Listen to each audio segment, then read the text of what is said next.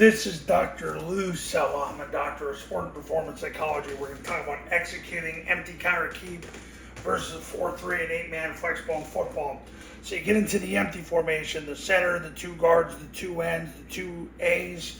You take one of the B backs, you move the A back, then you have the quarterback under center, nobody in the backfield. That's what makes it empty.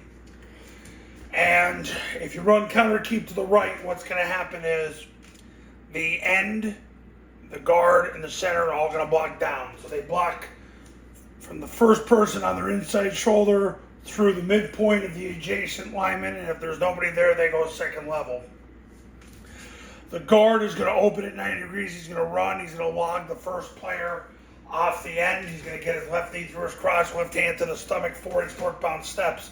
The end is going to pull, and he is going to break outside of the guard's log block, and he is going to log the next player past the guard, which would be the overhang. He's going to get his left knee through his crotch, left hand to the stomach, 4-inch northbound steps.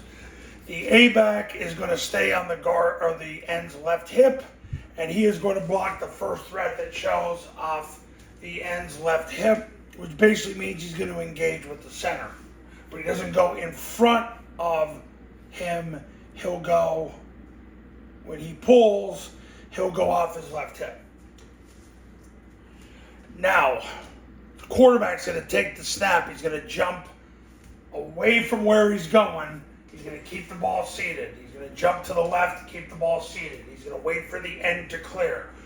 Once the end clears, he's going to follow the end's block. Now, here's what can happen. If the guard logs the player on the play side end and the end logs the player outside, the quarterback will run outside of that block. However, if this player kicks, the quarterback will turn up inside.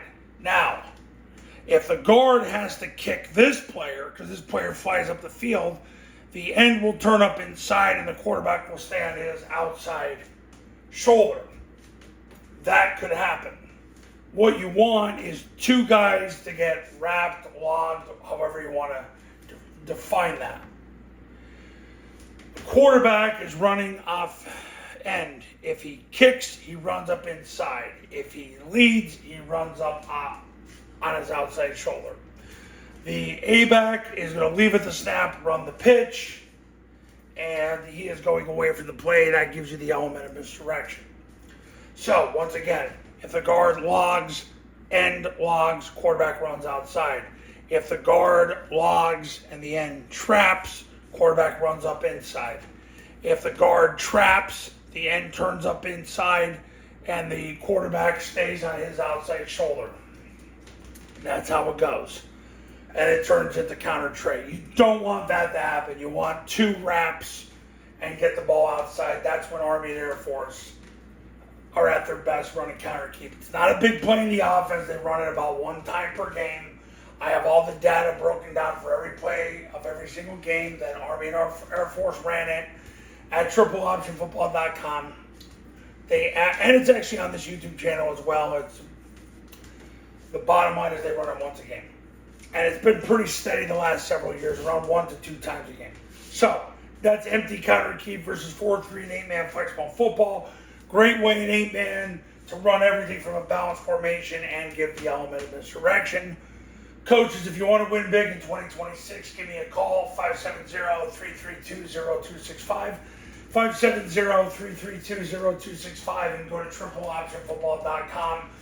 Check out those testimonials. There's over 3 dozen coaches who are bad, did the Triple Option Football Academy, and then all of a sudden, magically, they became good, great, or elite. Not an accident. This is the way. And I'll see you in the next video.